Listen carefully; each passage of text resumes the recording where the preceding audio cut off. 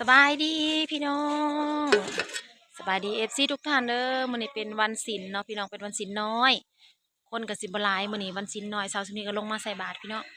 ขี่รถจักรลงมามาผู้เดียวพี่น้องเอ้ยตากล้องก็บ่ได้มามันน้องเทพไทยก็บ่ได้เอามาน้องฟ้าก็บ่ได้มาคุณแม่บ่ได้มาแต่น้องสาวหลานสุปนีกับพ่อคำศรี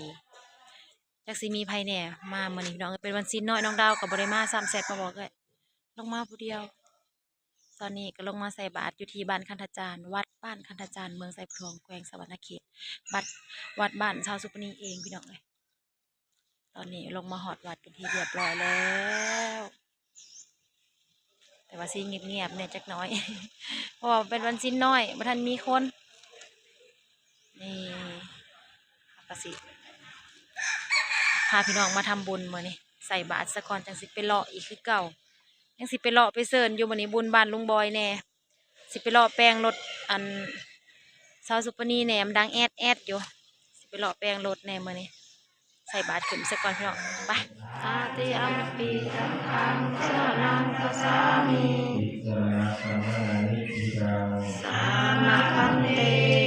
อาณาทิปตาเวรมณีสิกขาปะทังสมาธิยามิอาณาทิปาตาเวรมณีสิกขาปะทังสมาธิยามิอภินานาเวรมณีควรยังบ่มาญามิอาทินาตาเวรมณีสิกขาปะทังสมาธิยามิกาเมสุมิสาจลาเวรมณีสิกขาปะทังสมาธิยามิกาเมสุริสาจราเวรมณีสิกขาปะทังสมาธิยามิมุสาวาทาเวรมณีสิกขาปะทังสมาธิยามิมุสาวาทาเวรมณีสิกขาปะทังสมาธิยามิทุลาเมระยะสัพพะปะมาปะทานาเวรมณีสิกขาปะทังตติยาปิสาขะอิติปิโสภะคะวะอะระหังสัมมาสัมพุทโธวิสัชฌะสัมปันโนสุขโตโลกวิทูอนุตตโรปุริสาธัมมัสสาทิปัสสะเทวมโนสานังพุทโธภะคะวะเตสวะคาโตภะคะวะเทติโกอัตตานิโกเอริกาทิโกโอคานานิโกปัจจาตาเมติกาโควิโยเอติโตปฏิปันโนภะคะวะโตสาวกสังโฆโพธิปฏิปันโนภะคะวะโตสาวกสังโฆญาณปฏิปันโนภะคะวะโตอิปฏิปันโนภะคะวะโตสาวกสังโฆมิกาโนตาลายาสาบุริสามุปาราเยภะคะวะโตสาวกสังโฆอาหุเทโยปานานิสวานุเอโตตันเตตัสสะภะวะโตเตสยมังกะลาลิทุกขาเยเตเตตุกขะนังมุราตานังโคมาวิโสเทตุปะทานังญาณกะเตนะวิชินาติตวามุเอโตตันเตตัสสะภะวะโตเตสยมังกะลาลิสาเกตุสยมังกะลาหะทากะตะโยสัตเตนะสัตติโยมาคามิโกนาโตยิสัจจังสัพพะกายังปุเรภวะนางต้องบรัดปฏิปตาสมาธิเตนะสัจจะวัตเตนะปุเตสยมังกะลาตะยะโตทานผ่าเตะและทุกข์เกิดพวกเราทั้งหลายก็ต้องถวายพัตตาหารเอาที่ถวายต้นเกิดต้นกายพ่อเกิดเป็นบริวารอยู่ในทั้งหขาลายเหล่าหรือตูดนี้แก่พระสงฆ์ก็พระสงฆ์ทรงนำแท้ก็ต้องเป็นไฟเพื่อพายและความสุขของพวกเราทั้งหลายการนั่งเลยตัวเป็นผู้รักทั้งหลายที่ทุกข์ทั้งหลายได้กระทำเลย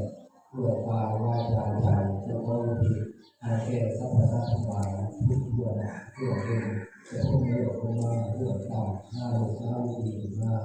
เรื่องกว้างความมุ่งนั้นป่าจักรวาลเป็นเหตุอันที่พิลาบัญญาสามีภรรยาลูกตาลูกศิษย์ลูกตาลูกศิษย์ต่อกันหน้าเวทลูกตาสหายผู้พระเจ้ามาจากคนเกิดเราจะเพื่อนมาความเชื่อที่เกิดที่เกิดที่ที่ที่มาจากที่ในเวลาวันนี้แต่ถ้ามีหมายเขาเชื่อเทวดาต่อทั้งหลายในโลกธาตุจักรวาลจะมาความเชื่อที่เกิดที่เกิดที่ทั้งหลายแต่ที่เกิดแต่ที่ท่านไปบอกเกิดสัพพะทั้งหลายที่เขาโอ้เขามาเอาไว้ก็ได้มาเอาเรื่องหาเรื่องที่หน้าไม่พูดไม่พูดแบบเอาทุกที่แต่ก็ทุกที่หนึ่งไปช่วยแต่เท่าเอาทุกคนได้ในอนาคตการอันจะมาตรงนั้นเอง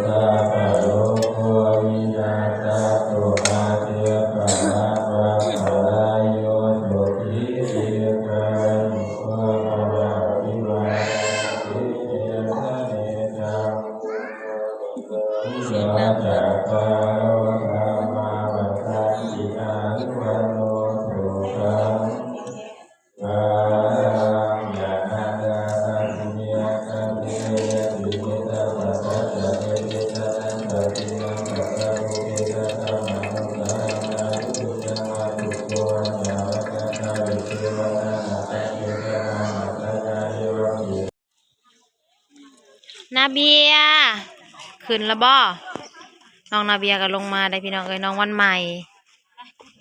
ขึ้นแล้วมาจะขึ้นกินหอดคอคน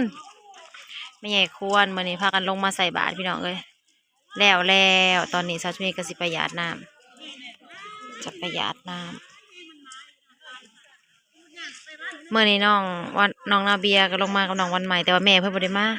คนลงมาใส่บาตรบ่หลายดอกพี่น้องเอ้ยเป็นวันอันนั้นเป็นวันชิ้นน้อยกับบ่ปันได้ตาฝั่งคลองเดี๋ยวเราไปหยาดน้ำก่อนพี่น้องหยาดน้ำก่อน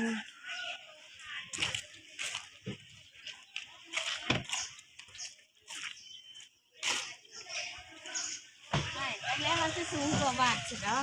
ยังทางนะ ห้อยทางขึ้นเลย กันเจือนเขาสิเฮ็ดอันนั้นค่ะ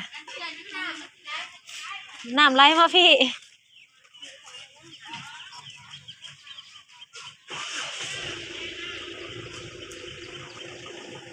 สูงกว่าวัดเด้มาเลาะเบิ่งก่อนก็จะวางอันนั้นแหละพี่น้องเอ้ยวางลักเลยวางลักเป็นที่เรียบร้อยนะจ๊ะคนน้อยนะเนาะจะเป็นตาสั่งแท้เพิ่นมัดปลาแพะก็ซะมาใหญ่กว่าคนแท้เด้ผู้แล้วก็บ่ยอมถอดออกอีกเด้ฮะเพิ่นอยากได้อีกบ่ คักอีหลีบัดนี้นะมาเฮ็ดแล้วเลยพี่น้องเอ้ยมาเบิ่งก่อนมารีวิวอิหยังเกาะเขื่อนกันเจือนเขื่อน กันเจือนตะฝั่งอ่าบ้านสาวสุปนีพี่น้องเอ้ยจะติดกับวัดเลยนะอันนี้วัดพี่น้องเอ้ยเดินวัด เดินวัด อันนี้อันก็เจ้าสิฟังรักมาเลยพี่ฟังมองนี่ดิคูดรักแหละคูดแล้วก็ฟังแล้วแหละ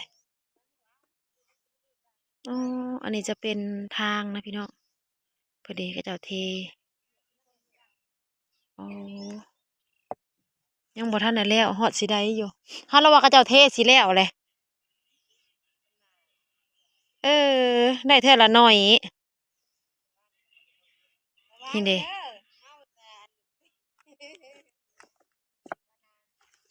ห้าก็ได้อัน2 แผ่นห้าก็ได้2 ปากมัน2 แผ่นก็สิขึ้นง่ายบัดนี้พี่น้องเอ้ยไปมาขามดอน อันนี้ขามดอน อันนี้เฮ็ดหนทางลงท่าเรือท่าเอาแล่นรถลงก็ได้บัดนี้นะเอาเครื่องเอาของนี่เด้วางขึ้นมานี่ขึ้นไปนี่แล่นขึ้นไปนี่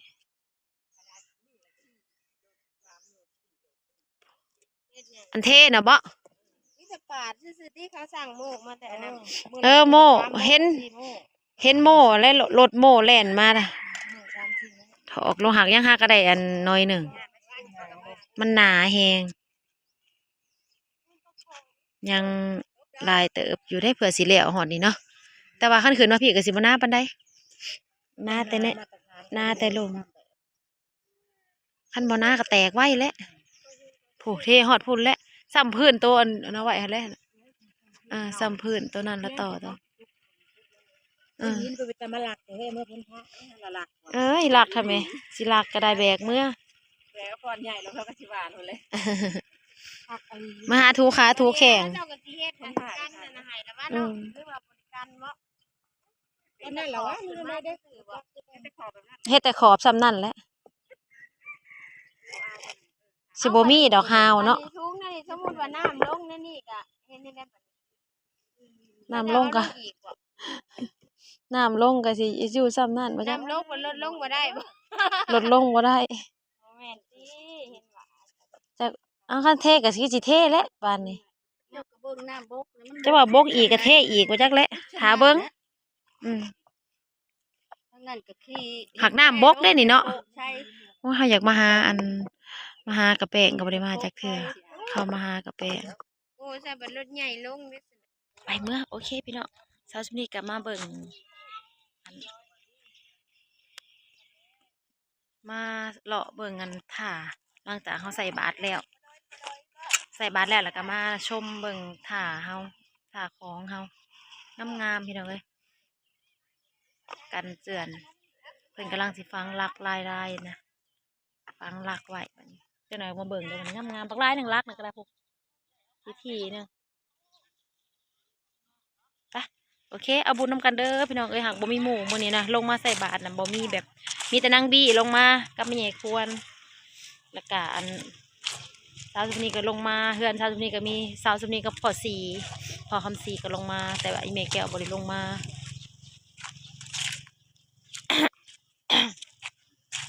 น้องดาวกับบอดี้ลงน้องจิ้วกับบอดี้ลงเมื่อนี้แต่สาวสุดนี้ลงมาเพราะวันเป็นวันสิ้นน้อยก็เลยบ่ร้ายคนปันใดพี่น้องเลยไปเอาบุญน้ำกันเด้อบ่ได้เลื่อนมาเห็นคลิปสาวสุดนี้เนาะอยู่ดีเมี่ยงอยู่เย็นเป็นสุขบ่สุขสุขคนปังรวยเจอกันคลิปหน้าเด้อพี่น้องเด้อฝากกดไลค์กดแชร์กดติดตาม